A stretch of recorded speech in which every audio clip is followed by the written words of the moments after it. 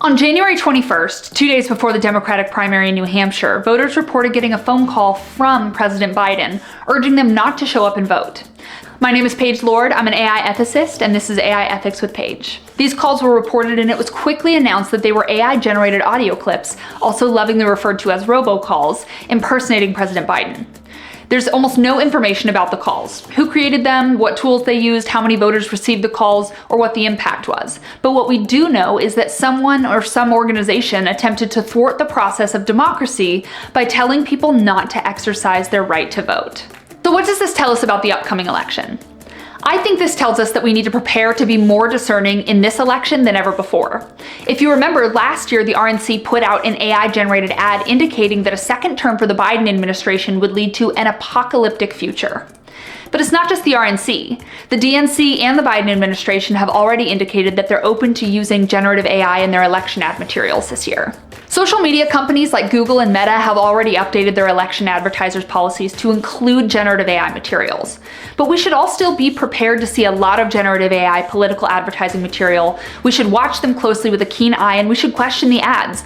Are they painting a false narrative? Do these statements hold water? Do I believe that this specific political party would put this message out there? Another key is to watch out for political messaging that's not coming from official political advertisers. The power of generative AI now means that regular people with fewer resources than political advertisers can create high-quality political advertisements which could potentially go viral with misleading or false messaging. I think one of the looming questions ahead of this election is what can we do about AI-generated content spreading misleading or false information? Well, not a lot yet. The generative AI policy updates made by Meta and Google, as well as other social media or search companies, are specific to political advertisers. Political advertisers are companies or groups paying to advertise their content to the masses, and their ads are going to be subjected to review, and they'll have to indicate whether they're using generative AI or not via watermarking or some other method of disclosure. But for those creating political content as citizens, there isn't a lot to keep them from pumping out misinformation backed by high-quality generative AI photos, videos, audio, or other content.